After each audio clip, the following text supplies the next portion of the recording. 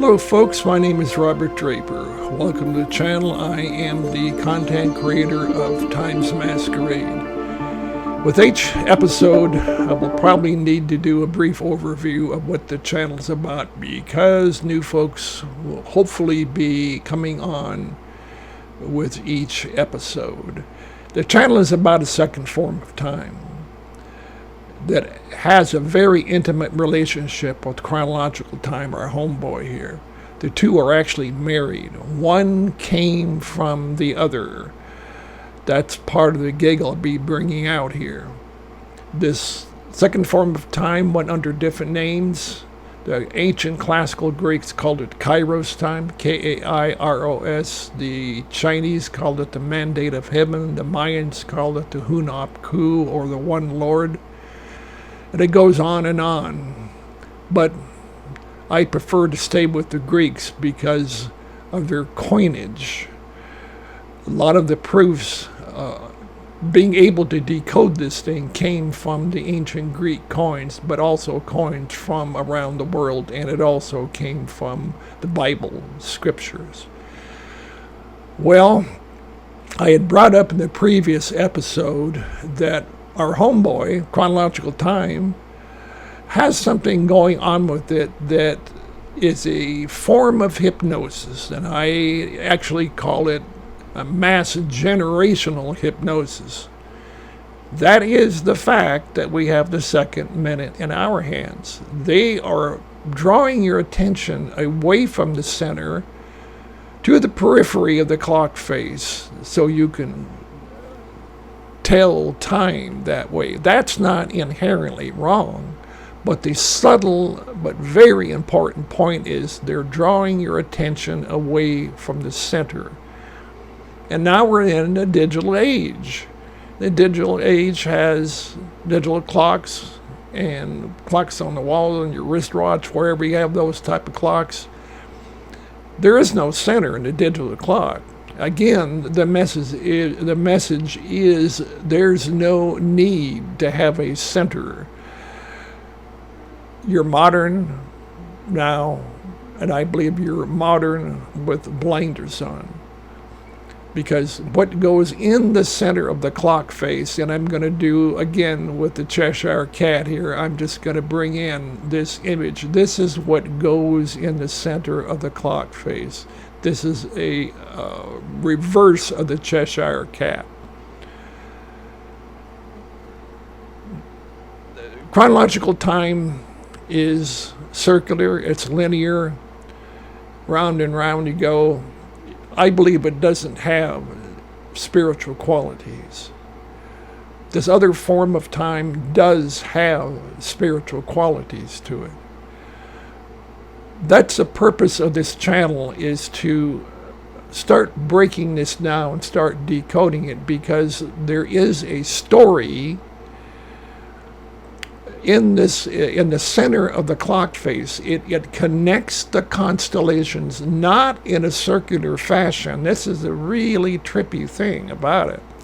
It connects the constellations across space-time, going directly from one constellation across space-time to another one. They are primarily connecting the constellations that are directly opposite them. And you can see that it's been color-coded. There's a good reason for that, and it's all over the ancient coinage. This image, the image inside the clock face, is composed of three parts. If you can count to three, this isn't particularly difficult. You could start getting this. The red, the horizontal, literally stands for the ground we walk on. And it connects constellations in a horizontal fashion, but going across space-time. The yellow, or gold, connects the constellations in the vertical manner. That is the spiritual axis. I believe that the decoding of this system is that the human beings are both physical and we have spiritual qualities to it. Well, wait a minute, that leaves one more. That's the blue X in between the gold and the blue, in between the spirit world and the physical, purely physical world. That X is us. Yes, we are X-Men.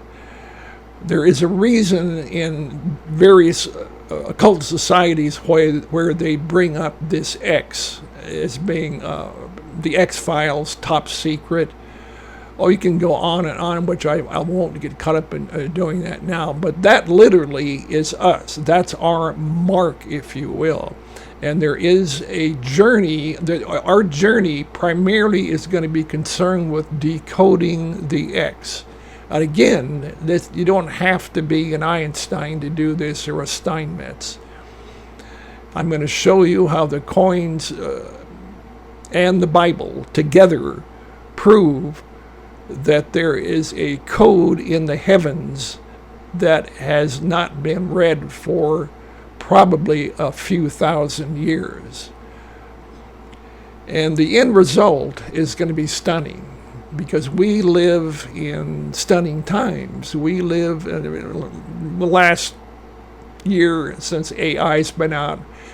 People are aware that something big is going on. And now with AI on the scene, it's not just AI, but it's a confluence of events where things are coalescing in a greatly hopped up tempo. Well, that's going to be it for this episode. But the takeaway, and I suppose I need to have a takeaway with each video, is that this image you're looking at in the center, it connects constellations, not in a circular fashion, but it connects them going directly across space-time. And the coins show this very, very clearly.